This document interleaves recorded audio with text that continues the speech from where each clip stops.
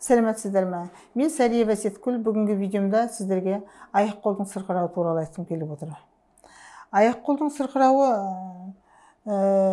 қалай емделеді деген сұрақтар келіп жатыр маған. Аяқ-қолдың сырқырауы әртүрлі жағдайда болады. Бірақ қазіргі таңда артроз, артриз, остеопороздар өте көп келіп жатыр.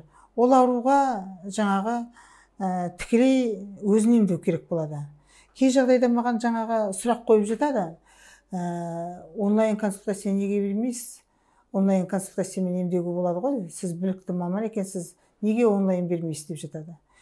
Мен айтқан болар едім түсіндіріп. Сіздер дұрыс түсініңіздер.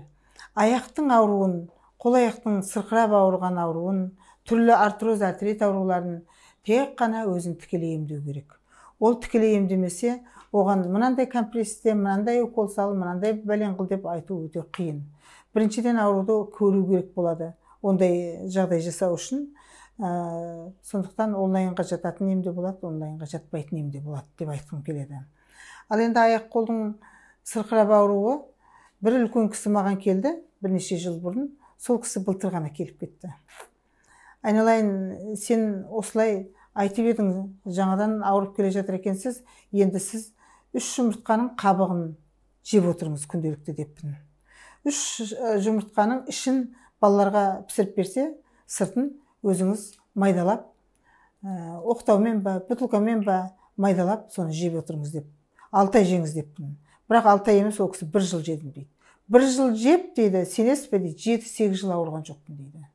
Сонда көрдіңіз бе, жаңадан келетқан ауруға сүйектің құрамындағы керекті дүниелер мөлшері аз болып қалған.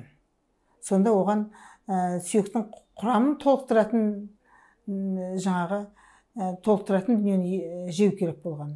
Ал ол кәдімгі тауықтың жұмыртқасында біз кальций деп айтамыз, ол кальцийдің қалай істелгенін қайдан білеміз? Ал қолдағы жұмыртқаның қабығы ол өзіміздің қолда күнделікті табиғи дүние ғой. Сондықтан сол табиғи дүние бойынша жесеңіздер, ол да үлкен пайдалы. Мысалы, ол сүйектің құрамындағы нәрселерге өте пайдасы көп. Сондықтан күніге 3 жұмыртқаның қабығын майдалап жеуді ұмытпаңыздар. Әдетке айландырыңыздар. Біреуге 3 ай, біреуге 6 ай, біреуге 1 жыл тіптен жесе де болады екен. Сонда сол кісі 1 жыл бойы жеп 7-8 жыл ауырмадым деп былтыр келді. Сөйтіп, сондай бұрынғы емдеген кісілерім келіп айтқан кезде мен қуанып отырамын. Өйткені пайдамның тигеніне, менің жаңағы емдеу процестерім сол кісілердің ауруына пайдасы тигеніне, ауруын жеңілдеткеніне қуанамын әрине.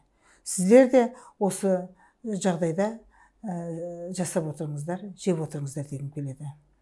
Енді сонымен қатар аяқ-қол неге сырқырайды дейтін болатын болса, жалғыз артроз, артрит қана сырқыратпайды. Ода ревматоидный артрит болады, неше түрлі жағдайлар көп болады аурулардың. Ал енді одан бөлек түніне аяқ сырқырайтын аурулар болады. Түніне аяқ ауырады, жастардың да, үлкеннің де. Ондай жағдайда тек қана аяқтың сүйек буын-буынның ауруы емес, ол іш құрылыс ауруынан да кәдімгі буын-буын, кәдімгі ұйытып тұрып ауыратын жағдай болады. Сондықтан ішкі құрылыстарда қан жақсы айналмай қалады, іштегі тамақ сіңбей қалады. Сондай кезде де аяқты ауыртатын жағдайлар болады. Содан кейін жаңа ғана видеода айтып кеттім, мысалы, қолдарым сырқырайды, арқаларым сырқырап ауырады дейді. Оның барлығы остеохондроз ауруларынан. Сондықтан қимыл әрекетті көп жасайық. Қимылымыз көп болса, ауырмаймыз. Сөйтіп, ауырмайтын жол іздейік. Ал енді менің видеом сіздерге ұнап жататын болса, лайк қойыңыздар, тіркеліңіздер, комментарий жазыңыздар, сұрақтарыңызды қойыңыздар, және де қоңыраушаны басып қоюды ұмытпаңыздар. Мен сіздермен әрқашанда бірге өзімнің білгенімді бөлісіп отырамын.